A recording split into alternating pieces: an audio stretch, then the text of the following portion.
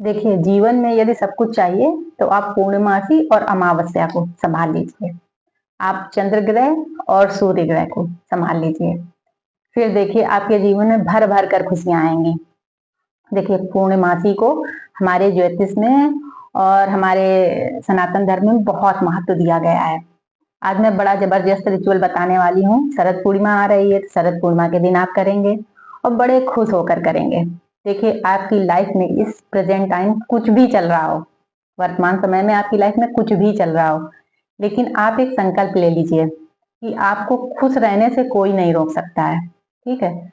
यदि आप नकारात्मक स्थितियों में भी खुश रहेंगे, तो आप ऐसी ही स्थितियों को, ऐसी ही परिस्थितियों को अपने जीवन में आकर्षित करेंगे जो परिस्थितियाँ आपको खुशी देकर जाएँगी। और यदि आप उदास रहेंगे, तो ऐसी ही सिचुएशंस को आप अपने जीवन में आकर्षित करेंगे, जो आपको और उदासी देंगी। तो इसलिए बड़े खुश होकर ये रिचुअल आप करिए।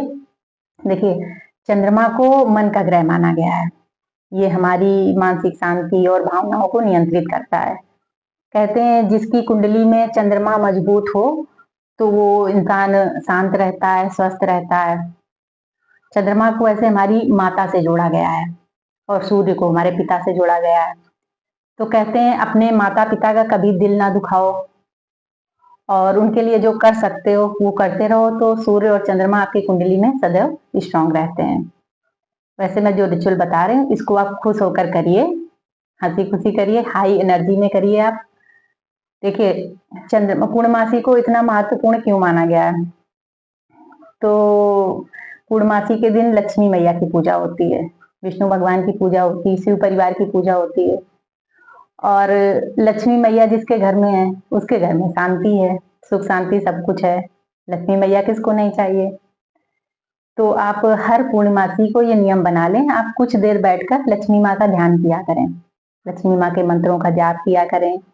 मेडिटेशन में बैठकर आप लक्ष्मी लक्ष्मी माँ के मंत्रों का मन ही मन जाप किया करें। या आप विष्णु भगवान के मंत्र का जाप कर सकते हैं, जैसे ओम नमो भगवते वासुदेवाय मंत्र का भी आप जाप कर सकते हैं।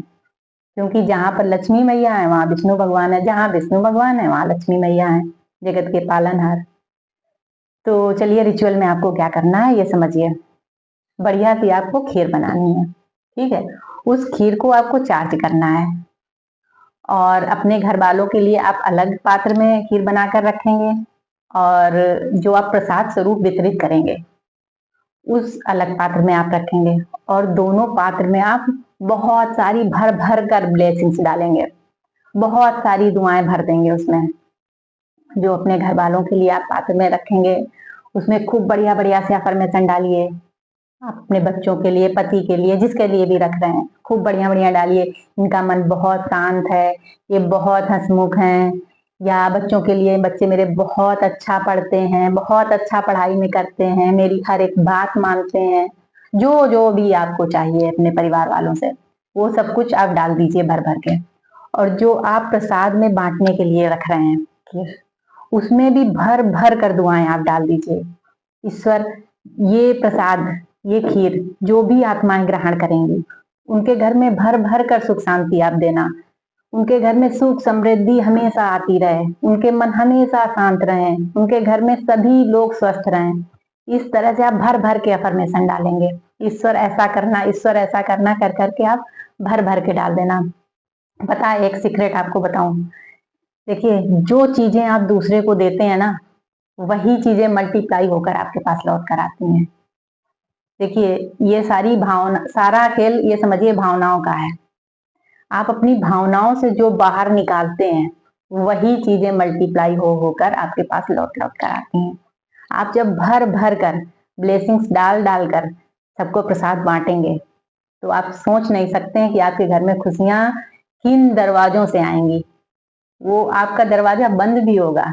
मान लो कोई परिस्थिति, कुछ ऐसा आपके घर में चल रहा है कि आपके दरवाजे बंद है, मतलब कि कुछ परिस्थिति ऐसी चल रही है कि अच्छी चीजें आपके घर में नहीं आ सकती, लेकिन ये ब्लेसिंग्स, ये दुआएं आपके सारे दरवाजे खोल देंगी।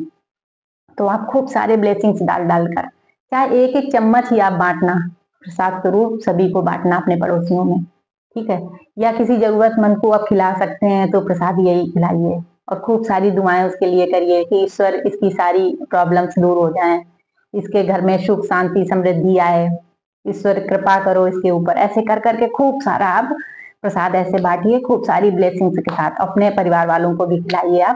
आप रात में बनाकर रख दीजिए, खूब सारी अफर्मेशन डालकर एक सफेद कपड़े से आप ढक दीजिए, पतला सा सफेद कपड़ा जो मलमल का आता है, कोई सफेद कपड़ा आप लेकर उसमें ढक दें और रात भर रखा रहने दें। सुबह सूर्य उदय होने से पहले उठा लें, ठीक है।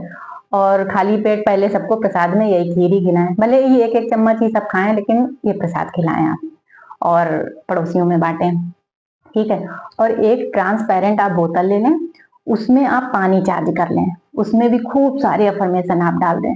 आपको पता है कई लोग तो पूर्णमासी के दिन रात में पानी चार्ज करते हैं और पूरे महीने अपने घर वालों को वही पानी पिलाते हैं। जो पीने वाला पानी होता है उसमें रोज थोड़ा सा पानी मिला देते हैं चार्ज किया हुआ, और वही पानी आप वो पिलाते हैं। तो आप भी ऐसा कर सकते हैं।